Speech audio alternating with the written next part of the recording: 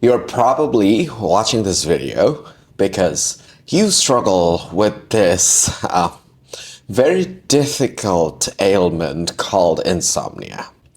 And you probably have tried everything that there is to try out there. Ideas from this book, taking supplements, exercising, doing all the meditation tracks out there, cutting down on your caffeine, alcohol, all the lifestyle changes you possibly could have had, and you're still stuck in it. If this is where you are, I totally feel you, because I'm someone who struggled with chronic insomnia for 5 years, and then eventually I had what I would call a psychological/spiritual breakthrough, and then I climbed out of it in 5 months. The ideas that I'm going to share with you in this video are not conventional. They are not what is talked about a lot by the sleep industry and a lot of the sleep literature. But I made my insomnia a thing of the past using these techniques, and I believe they might be helpful to you. So that is the point of this whole video. Stick around, and I strongly believe that you are going to get some value out of this. I would like you to entertain a possibility that you can actually cure your insomnia using your own mind. Yes, that very mind that keeps you up at night and brings up these racing thoughts that just don't let you sleep.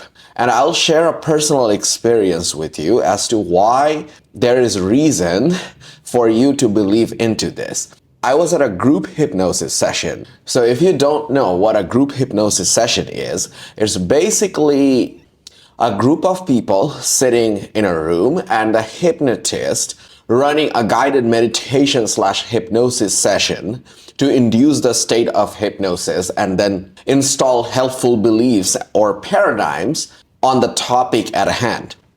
So I was at this session at I think around 6 p.m. in the evening, and I can never fall asleep at that time, no matter how tired I am, no matter how little sleep I got the night before. But this hypnotist, his voice and his suggestions just zoned me through the floor. I lost track of time, and when I woke up, I felt very energized and refreshed.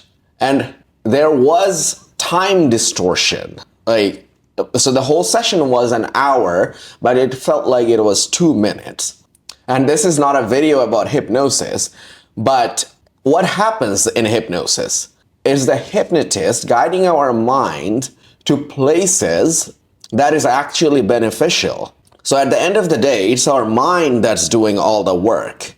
And I'm sure you have had experiences like this, listening to guided meditations or hypnosis tracks online.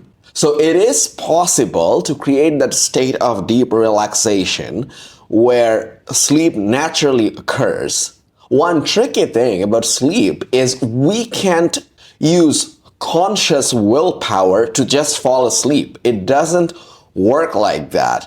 So you can't just make yourself fall asleep like you can make yourself go to the gym. But conscious will is what we use to solve most of our problems in life. Like, for example, if you want to lose weight, you go on a diet.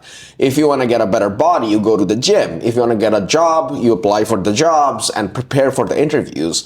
All of this require invoking conscious will, but that just simply doesn't translate when it comes to falling asleep. And this could create the misunderstanding that we are powerless in the face of our insomnia, but that is not the case. It happens in an indirect way. The question is how, and how we can leverage that understanding to make insomnia a thing of the past. So if you're the highly neurotic type that I was, probably oftentimes as you're trying to sleep, what happens is a little thought pops up saying, something along the lines of, your life is not going well, you haven't been able to sleep for 4 nights or 5 nights in a row, you're not going to be able to perform at work, and then a whole story launches from there, and you feel like your life is falling apart. So at the core of it, this is essentially your conscious mind trying to keep you safe. Because think about how we tackle problems or go about problem solving in our day-to-day life. So we wake up in the morning, we realize that something needs to be done, and the reason that it needs to be done is because if we don't do those things, there are gonna be consequences that are not ideal. And we're always in this mode of thinking. And during bedtime, we're tired, but that part of the brain that's called the default mode network is still active and it is generating thoughts to still make you move and take action. But the problem is that system during bedtime doesn't really serve us. What happens instead is our nervous system reacts to these thoughts and we release stress hormones like adrenaline and cortisol. We are in what neuroscience would call fight or flight response. And this is the opposite of relaxation because you are supposed to run and do something about the problem at hand, except you are not doing anything about it. You are just tossing and turning in your bed. And the whole cycle keeps getting worse and worse. And the more we stay in that state, the more thoughts our minds start producing. And that whole cycle of thoughts coming up, we reacting to the thoughts and then releasing these stress hormones and creating these feelings of tension and tightness and anxiety or fight or flight response. This feedback loop just keeps going on and on and on. And before we know it, in half an hour, we're in this state of total arousal and we have no idea what to do with it. This was happening a lot for me when I was waking up at 3 a.m. in the morning consistently for years. And of course, I was worried about not being able to perform at work, which was feeding even more into that anxiety cycle. So this is essentially the mechanics of the brain at a very high level. Now, the amazing thing about all of this is if it is us, or in this case, our mind, creating this state that's making it very difficult to fall asleep, we can train it to be different.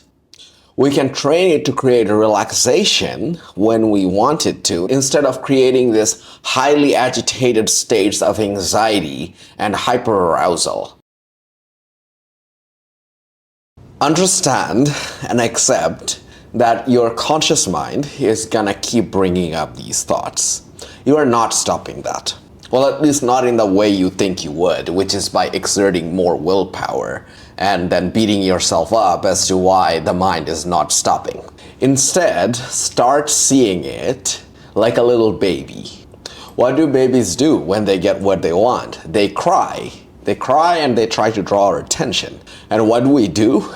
We give it a toy, something to play with, and then it gets distracted and forgets about the problem at hand, and it's just back to being happy. That is exactly what I want you to do when it comes to dealing with your racing thoughts.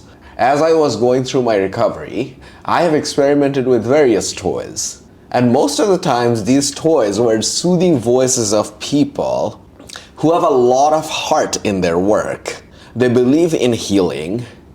They believe in lifting people up with their energy. And they're all about empowering people. People like Louise Hay, Eckhart Tolle, Michael Singer, Marissa Peer, people like these.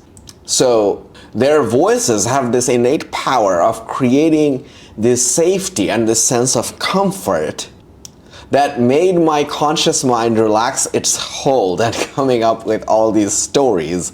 And as I kept doing that, little by little, it started getting convinced that no, we're actually safe in the present moment and we don't have to worry about the problem. And we don't have to worry right now. It's okay. It's really okay to be here and just enjoy this feeling of relaxation and being comfortable in our own bodies and in our bed. So the way I would summarize that is give your mind toys to make it feel good instead of thinking about these problems and creating anxiety around that. And as you start experiencing more positive emotions, your association with your bed and bedtime will change. Your mind will start feeling safer and it will start letting go. The hold of the thoughts will start loosening up and the sleep will come. Tip number 2, if you wake up in the middle of the night, give yourself some comfort. Comfort, comfort, comfort. Have a warm shower. If your building has a sauna, go do a sauna. If you want to go totally crazy, you can also do a little bit of cardio because cardio releases endorphins that make us feel good. Eat some comfort food. I had this protocol where if I woke up, I would do a warm shower and have some oatmeal, and that would calm my body down. And as the nervous system arousal would go down, my mind would quiet down, and I would go back to bed and immediately fall asleep like a baby. This is something that might require a little bit of experimenting with, as with everything else in life, to figure out what is the right protocol for you. But this is something that has worked tremendously well for me. Like, it works 80% of the nights when I wake up in the middle of the night. And the key mindset shift behind this is when you wake up because you're tired and you're probably going to be stressed because you have to wake up the next morning and get to work. And now your mind immediately freaks out that we're not getting enough sleep and we're not going to be able to perform at work the day after. What happens is we buy into that and we start forgetting the importance of creating this state of comfort and relaxation. This would require work. This would require you exerting willpower, which is not going to come easy at 3 a.m. in the morning. And if you live by yourself, there will be no one reminding you to do this. But stick to it. I think you will amaze yourself. Think about things that relaxes you instead of stressing you out. In this channel, I talk a lot about manifestation. And one of the core principles in manifesting is what you feed your conscious mind willfully is what's going to impress on your subconscious. And right before sleep, your subconscious mind is very impressionable. And because you're tired, your conscious mind is less active. Now, granted, that might not be true. If you're highly neurotic or have generalized anxiety, like I was back in the day, in which case we go back to technique 1 and distract the baby that the conscious mind is. But if you're relatively relaxed and you're experiencing some sense of quiet, actually, you know what? Even if you are not relatively relaxed, you can create that sense of relaxation for yourself doing relaxation techniques like letting go. By the way, I have a video on that on this channel, which I'm going to link above.